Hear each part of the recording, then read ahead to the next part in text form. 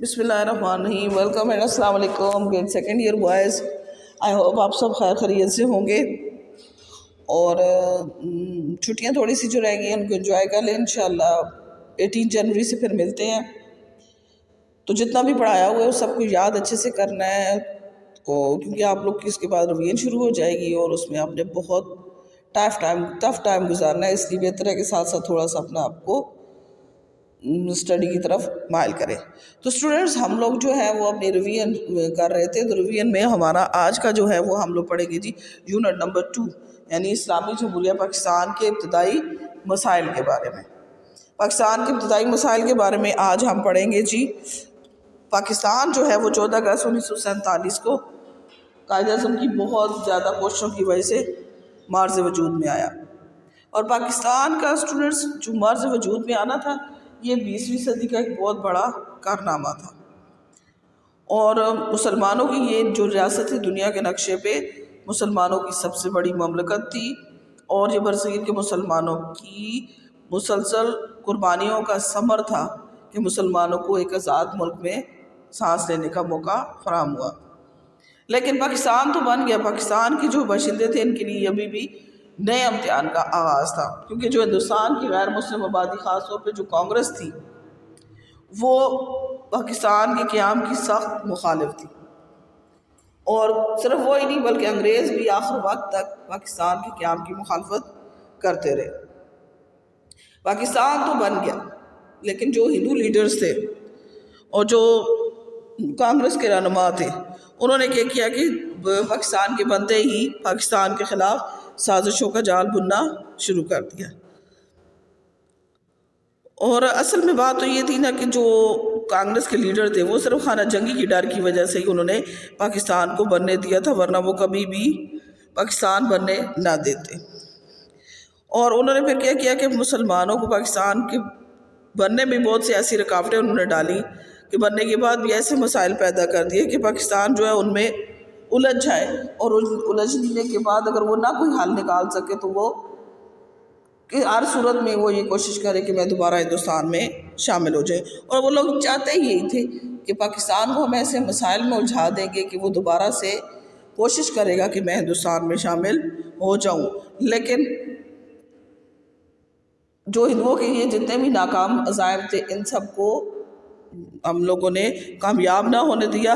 پاکستان کو حالانکہ بہت سے مسائل میں انہوں نے کھڑا کر دیا لیکن پھر بھی پاکستان جو ہے وہ اپنے پاؤں پہ کھڑا ہو چکا. اچھا, اب جو تھا کہ پاکستان کو جو ابتدائی مسائل درپیش تھے ان میں سے کچھ جو ہے وہ ہم ڈسکس کریں گے, جن میں آج ہم سب سے پہلے پڑھیں گے جی ریڈ کلف ایوارڈ, یعنی آج ہم حد بندی کمیشن, باؤنڈری کمیشن کے بارے میں پڑھیں گے. قانون آزادی ہند 1947, دا انڈین انڈیپینڈنس ایکٹ 1947 کے مطابق جو قانون آزادی ہند تھا اس کے مطابق انہوں نے کہا کہ پنجاب اور بنگال کی تقسیم کرنی ہے, کیونکہ اس وقت دیکھیں دو ہی ایسی جگہ تھی جن کو تقسیم کیا جانا تھا, ان میں ایک بنگال تھا دوسرا پنجاب تھا. کیونکہ اگر ہم لوگ مغربی پاکستان کی طرف دیکھیں تو یہاں پر پنجاب جو تھا وہ لگ رہا تھا انڈیا کے ساتھ, اور مشرقی کی طرف دیکھیں تو وہاں پہ بنگال لگ رہا تھا. تو اس کے لیے انہوں نے کیا کیا کہ 2 حد بندی کمیشن کا قیام عمل میں لایا گیا کہ ایک بنگال حد بندی کمیشن ہوگا اور ایک پنجاب حد بندی کمیشن ہوگا. اور دونوں حد بندی کمیشنوں میں پاکستان کے اور ہندوؤں کے 2 نمائندے جو تھے وہ شامل کیے گئے, اور ان میں جو ان کا مشترکہ سربراہ تھا وہ تھا سر سائمن ریڈ کلف. پنجاب حد بندی کمیشن میں پاکستان کی طرف سے جسٹس دین محمد اور جسٹس محمد منیر نے نمائندگی کی, جبکہ اس کمیشن میں ہندوستان کی نمائندگی جو تھی وہ جسٹس مہر چند مہاجن اور جسٹس تیجا سنگھ نے کی. اور بنگال کی طرف سے مسلمانوں میں ابو صالح محمد اکرم اور ایس اے رحمان نے کی, جبکہ اس کمیشن میں ہندوستان کی نمائندگی سی سی بسواس اور بی کے مکھرجی نے کی. اچھا جی, یہ تو ہو گئے 2 نمائندے, 2 مسلمانوں کے اور 2 ہندوؤں کے بنگال کے لیے, 2 مسلمانوں اور 2 ہندوؤں کے پنجاب کے لیے. اب جو ریڈ کلف تھا وہ سربراہ تھا اس کا, تو اس کا یہ اختیار تھا کہ اگر کوئی بھی دونوں ممبران کے درمیان اتفاق رائے نہ ہو سکے تو وہ کیا کرے گا، اپنی مرضی سے وہ فیصلہ دے گا۔ تو ریڈ کلف نے کیا کیا کہ جب ان میں کوئی پیچ اپ نہیں ہو سکا تو اس نے اپنا اختیار استعمال کرتے ہوئے پاکستان کے خلاف فیصلہ کر دیا۔ اچھا جی، اب ہم ان کے بارے میں پڑھتے ہیں جو فیصلے جو پاکستان کے مفاد کے خلاف کیے گئے۔ ان میں سب سے پہلے ضلع گورداسپور۔ ضلع گورداسپور جو تھا وہ مسلم اکثریت کا علاقہ تھا، لیکن اس کو ہندوستان میں شامل کیا گیا۔ کیوں؟ کیونکہ یہاں پہ پٹھان کوٹ ہندوؤں کی ایک واحد اکثریت والی تحصیل تھی، لیکن پٹھان کوٹ جغرافیائی لحاظ سے بہت اہم تھی، کیونکہ پٹھان کوٹ جو تھی یہیں سے کشمیر جانے کا واحد راستہ تھا جو انڈیا سے ہو کر کشمیر کو جاتا تھا۔ اگر ہم لوگ اس کی آبادی کو اصول دیکھتے تو اس کو پاکستان میں شامل ہونا تھا، لیکن انہوں نے پٹھان کوٹ کی جو ہندوؤں کی اکثریت والی آبادی کا بہانہ بنا کر یہ تحصیل جو تھی وہ ہندوستان کے حوالے کر دی، اور اس طرح امرتسر کو بھی ہندوستان کے حوالے کر دیا گیا۔ دوسرے نمبر پہ آتا ہے ضلع گورداسپور کی ایک اور تحصیل تھی بٹالہ۔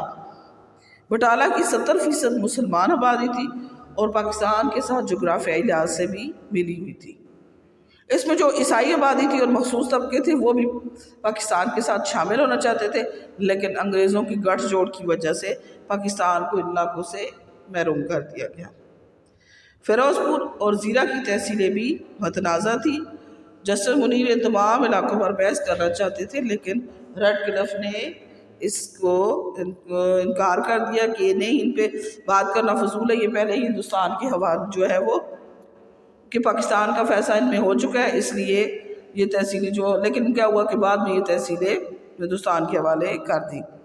اب یہ جو حقائق جتنے بھی تھے ان میں مختلف اوقات میں مسلم عرقین نے بعض اصحابی بات کا اظہار بھی کیا، جن میں 24 اپریل 1958 کو مغربی پاکستان ہائی کورٹ کے سامنے جسٹس دین محمد نے کہا تھا کہ سر سائرن ریڈ کلف نے فیروز پور ہیڈ ورکس اور کچھ دوسرے علاقے پاکستان کے حوالے کیے، لیکن بعد میں حد بندی ایوارڈ تبدیل کر دیا گیا۔ اور اس بات کی جو تصدیق تھی وہ جسٹس محمد منیر نے بھی کی۔ انہوں نے کہا کہ ریڈ کلف نے واضح الفاظ میں مجھے بتایا کہ فیروز پور، زیرہ اور فاضلکہ کی تینوں تحصیلیں پاکستان میں آئی ہیں، اس لیے ان پر بحث کرنا فضول ہے۔ اور انہوں نے یہ بھی کہا کہ ریڈ کلف نے ایوارڈ کا جو مسودہ تھا وہ لارڈ ماؤنٹ بیٹن کو 9 اگست کو دیا، اور جبکہ اس کا اعلان انہوں نے 17 اگست کو کیا۔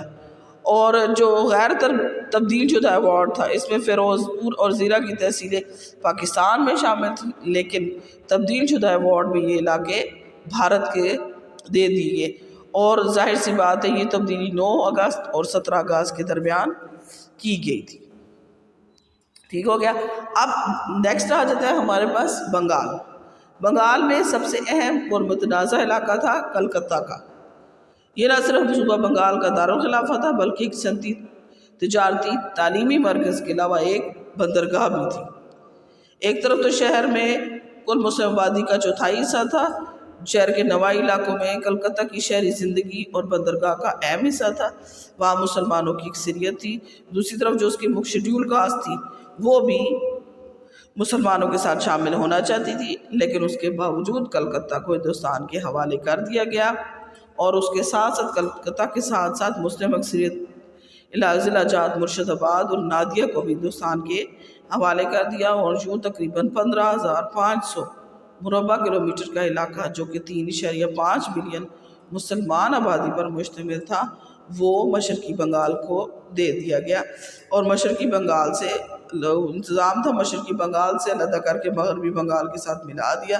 اس طرح دونوں کمشنوں کے غیر منصفانہ فیصلوں کی وجہ سے پاکستان کو ناقابل تلافی نقصان پہنچا، اور اس کا اظہار قائد اعظم نے 30 اکتوبر 1947 کو یوں کیا۔ انہوں نے کہا کہ ہم ایک بہت گہری اور سوچی سمجھی سازش کا شکار ہوئے ہیں جس نے دیانت، بہادری اور عزت کے تمام اصول جو ہیں وہ بالائے طاق رکھ دیے۔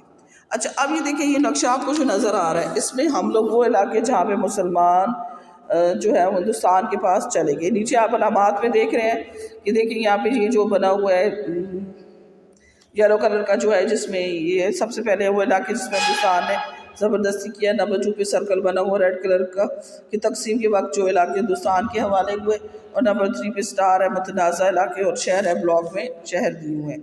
تو یہاں پہ آپ کے سامنے یہ چیز آپ کو نظر آ رہی ہوگی کہ یہ سب سے پہلے دیکھیں, یہ ہمارے پاس ہے یہ پٹھان کوٹ کی, بٹالہ کی گورداسپور ہے, امرتسر ہے, فیروز پور اور فاضلہ کا ہے. یہ ریڈ سرکل آپ کو نظر آ رہے ہوں گے نا. ریڈ سرکل میں آپ دیکھیں پٹھان کوٹ صرف ایک واحد اکثریت والی ہے جہاں سے کشمیر جانے کا راستہ تھا, اور گورداسپور سے ہو کر یہ راستہ گزرتا تھا. تو پھر انہوں نے کہا کہ یہ جتنے بھی علاقے تھے یہ متنازع تھے. تو یہ جب 9 اگست کو ہوا تو یہ پاکستان کے حصے میں تھے, لیکن جب 17 اگست کو وہ کھولا گیا تو اس میں جو ریڈ کلف ایوارڈ نے کیا تھا, اس کو جب کھولا گیا تو یہ سارے علاقے جتنے بھی تھے یہ ہندوستان کے حوالے کر دیے گئے تھے. اس کے علاوہ ہمارے پاس یہ دیکھیں یہ جوناگڑھ کی ہے, پھر یہ حیدرآباد کی ریاست ہے. یہ وہ ریاست تھی جو ہندوستان نے جن کے اوپر زبردستی قبضہ کیا تھا. اس کے بعد ہمارے پاس یہ دیکھیں بنگلہ دیش میں آ جاتا ہے. یہ کلکتہ کا تھا جو اب تجارتی علاقہ بھی تھا اور بندرگاہ بھی تھی. یہ مرشد آباد ہے.